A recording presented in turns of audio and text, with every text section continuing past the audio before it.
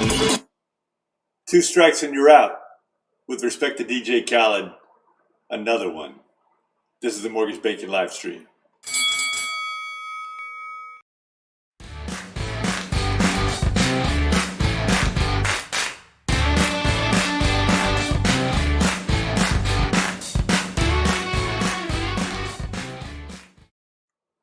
Welcome. This is the Mortgage Banking live stream. I'm Troy at Garris Horn. Today is March 23rd, 2023. We talk business here. We talk politics here. We talk regulation here. A little bit of everything that you want to know. If you want your questions answered here, you want to get some information onto this channel, just text me, just email me, just call me. My information's down in the contact box below.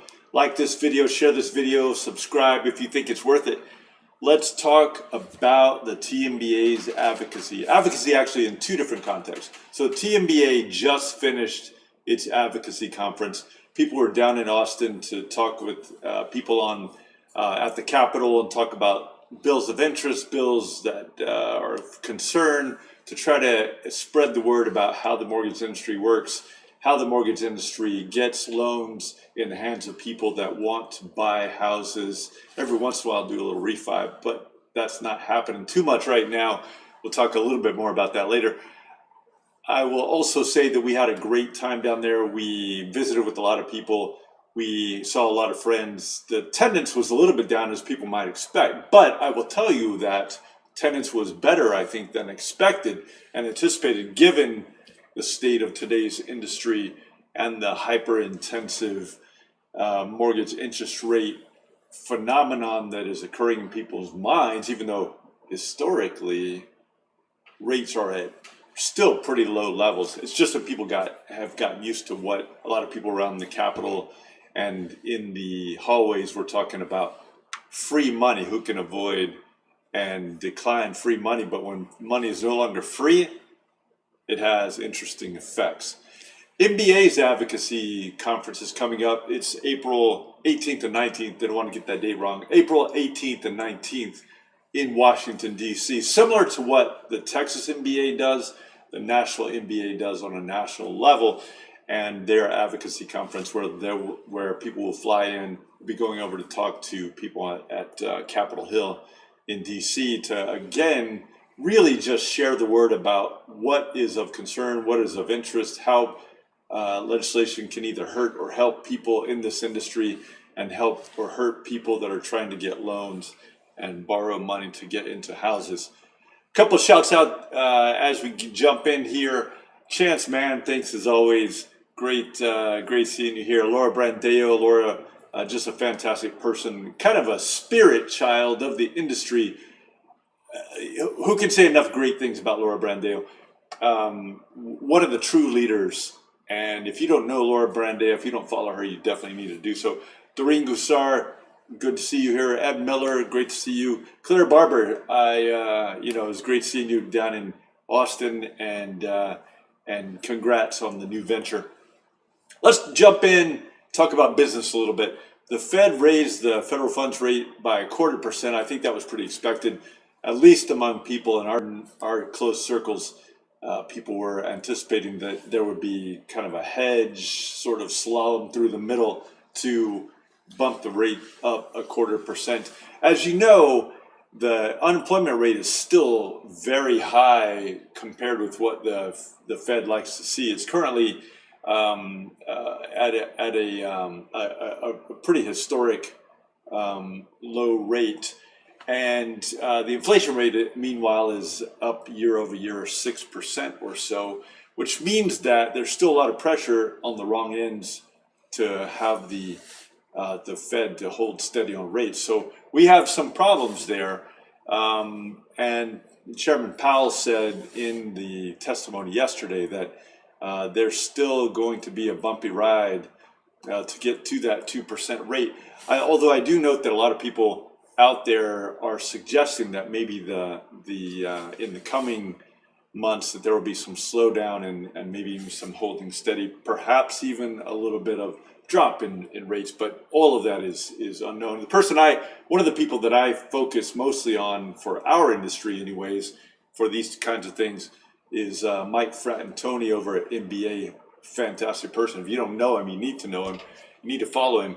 He notes that unemployment is still low, but weakening. That's trending in the right direction, even though in some ways sort of weird to say that it's good to have unemployment increasing, so to speak. But inflation is still high, he says, he notes, but it is trending in the right direction. Inflation is slowing somewhat. And so the MBA's view remains, according to Mike Frattantoni at the moment, that we hope to have rates trending mortgage rates trending the right direction by end of year. Although I think, like most economists, Mike would say, we really are reading tea leaves. We can't really tell, and anything can happen. Lots of things can happen, and we just can't predict the future. What we can do is make educated guesses based on data that we have so far. Mortgage applications up week over week, down year over year. Two different wildly disparate numbers. Week over week, apps are up 3%. That's a little bit bump up. That's a little bit of a good sign. Year over year, though, apps are down 68%. That's an alarming number, but if you think about it, think where we were March 23rd of last year. Just a very different environment, right? Existing home sales coming out of NAR, 14.5% up in February. This breaks a slide over the past 12 months. All regions, in fact, the existing home sales were up year over year. I'm sorry, month over month, but they were down year over year. Again, just think of what a different world we live in when we talk about March of 22 versus March of 23. As I mentioned, TMBA did its capital visit, and that was, I think, wildly successful. And we saw a lot of people and met with a lot of people and just some fine people working in the Capitol.